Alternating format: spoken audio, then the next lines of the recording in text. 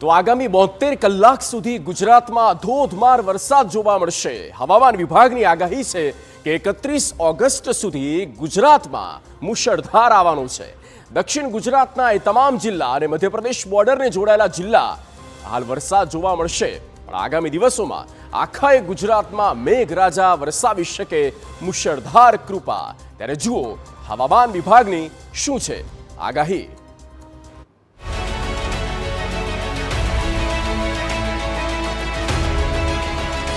રાજ્યમાં ધોધમારનો નવો રાઉન્ડ।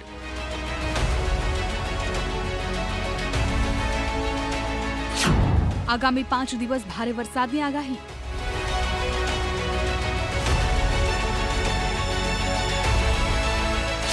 મધ્ય ગુજરાતમાં આવશે મુશળધાર।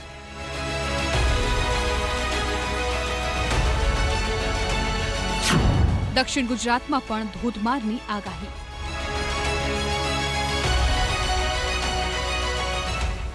દેશના અલગ અલગ રાજ્યોમાં હાલ ભલે મુશળધાર રીતે મેઘરાજા વરસી રહ્યા હોય, પરંતુ આપણા ગુજરાતમાં હાલ સામાન્ય જ વરસાદ વરસી રહ્યો છે। જો કે હવે આગામી કલાકથી ગુજરાતમાં ધોધમાર વરસાદનો એક નવો રાઉન્ડ શરૂ થઈ શકે છે। હાલ બંગાળની ખાડીમાં જે વરસાદી સિસ્ટમ બની છે તે આગળ વધી રહી છે અને માનવામાં આવી રહ્યું છે કે આ સિસ્ટમ જેમ જેમ ગુજરાત તરફ આગળ વધશે તેમ તેમ ગુજરાતમાં સારો વરસાદ થશે।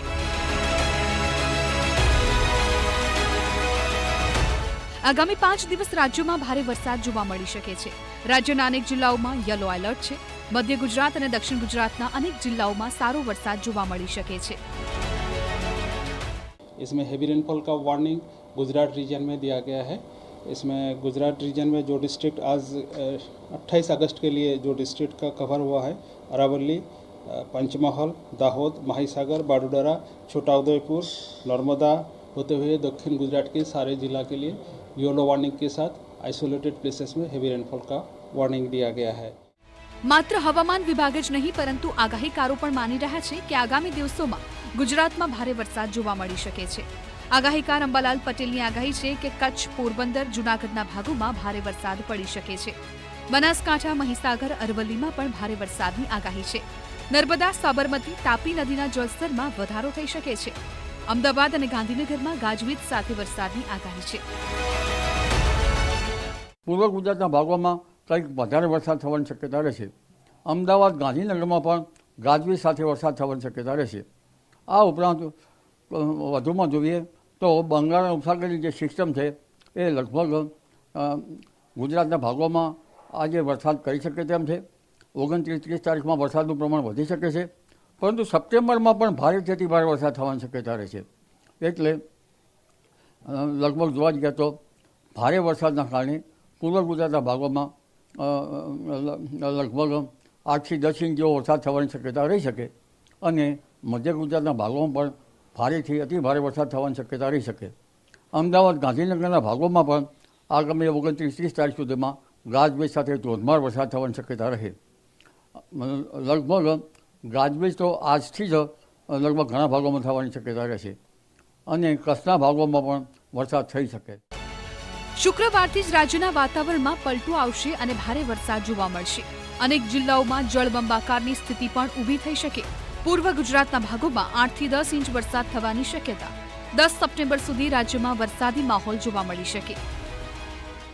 તારીખ 29-30 અને સપ્ટેમ્બરની પહેલી બીજી સુધીમાં તો રાજ્યના ઘણા ભાગો જળબંબાકાર બની જવાની શક્યતા રહેશે। કેટલાક ભાગોમાં 4 ઇંચ કે તેથી વધુ વરસાદ, કોઈ ભાગમાં 2 થી 3 ઇંચ જેવો વરસાદ અને લગભગ કોઈ ભાગમાં 7 થી 8 ઇંચ જેવો વરસાદ અને ક્યાંક 10 ઇંચ જેવો વરસાદ ખાબકી શકે તેમ છે। આ વરસાદ જે છે એ અલગ અલગ ભાગોમાં થવાની શક્યતા રહેશે। સૌરાષ્ટ્રના ભાગોમાં પણ સારો વરસાદ થવાની શક્યતા રહેશે। રાજકોટ, કચ્છના ભાગોમાં પણ સારો વરસાદ થવાની શક્યતા રહેશે। સુરેન્દ્રનગરના ભાગોમાં પણ વરસાદ થવાની શક્યતા રહેશે અને આહવાના, વલસાડના ભાગમાં ભારે વરસાદ થવાની શક્યતા રહેશે। પણ ઉલ્લેખનીય છે કે હજુ સપ્ટેમ્બરમાં તારીખ 10 સુધીમાં પણ ભારે વરસાદ થવાની શક્યતા રહેશે। રાજ્યમાં થયેલા ભારે વરસાદ અને ઉપરવાસથી આવી રહેલા પાણીને કારણે રાજ્યના અનેક ડેમમાં હાલ પાણીની ભરપૂર આવક જોવા મળી રહી છે। મહેસાણાના ધરોઈ ડેમની જળસપાટી 617.54 ફૂટ પહોંચી। ધરોઈ ડેમનું જળસ્તર 83.20% પહોંચ્યું। ધરોઈ ડેમમાં હાલ પાણીની 9,991 ક્યુસેક આવક જોવા મળી। ધરોઈ ડેમના 2 દરવાજા 3.75 ફૂટ ખોલવામાં આવ્યા છે.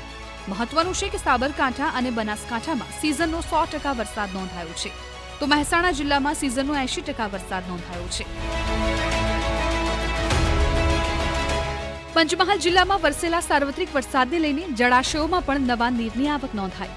જિલ્લાના જીવાદોરી સમાન પાનમ અને હડફ ડેમમાં નવા નીરની આવક જોવા મળી. પાનમ ડેમ 96.34% ભરાયો છે. ડેમની ભયજનક સપાટી 127.41 મીટર છે, ત્યારે હાલની સપાટી 127.10 મીટર પહોંચી. હડફ ડેમમાં પણ પાણીની આવક નોંધાઈ. હડફ ડેમ પણ 90% ભરાયો છે. હડફ ડેમની હાલની જળ સપાટી 165.85 મીટર છે, ત્યારે તેની ભયજનક સપાટી 166.20 મીટર છે. બંને જળાશયોમાં ચોમાસું પૂર્ણ થાય તે પહેલા જ પાણીની ભારે આવક નોંધાતા ડેમો તેમની સંપૂર્ણ ક્ષમતા સુધી ભરાયા, જેને લઈ બંને ડેમ આધારિત સિંચાઈ તેમજ પીવાના પાણીની તમામ યોજનાઓ આગામી 1 વર્ષથી વધુના સમય સુધી ચલાવી શકાશે. આગામી ખરીફ, રવિ અને ઉનાળાની સિઝન માટે સિંચાઈનું પણ પાણી ખેડૂતોને આપવામાં કોઈ પણ પ્રકારની તકલીફ નહીં થાય. મહીસાગરના કડાણા ડેમની જળસપાટીમાં સતત વધારો થઈ રહ્યો છે. પાણીની આવક વધતા ડેમના 6 દરવાજા 6 ફૂટ સુધી ખોલાયા. ડેમમાંથી મહીસાગર નદીમાં પાણી છોડવામાં આવ્યું. નીચાણવાળા ગામોને એલર્ટ કરવામાં આવ્યા. મહીસાગરના 110 અને પંચમહાલના 18 ગામને એલર્ટ કરાયા. સારા વરસાદને કારણે ગુજરાતમાં વરસાદની ટકાવારીમાં વધારો થઈ રહ્યો છે. ગુજરાતમાં સરેરાશ 85% કરતાં વધુ વરસાદ નોંધાયો છે, જેમાં સૌથી વધુ દક્ષિણ ગુજરાત અને ઉત્તર ગુજરાતમાં 89%, કચ્છમાં 85.14%, સૌરાષ્ટ્રમાં 83.84%, જ્યારે મધ્ય ગુજરાતમાં 81.3% સરેરાશ વરસ્યું. હજુ પણ ઓગસ્ટના બાકી રહેલા 3 દિવસ અને સપ્ટેમ્બર મહિનાની શરૂઆતમાં ભારે વરસાદની આગાહી છે, જેના કારણે ગુજરાતમાં હજુ પણ વરસાદની ટકાવારી વધી શકે છે. Bureau report, TV9.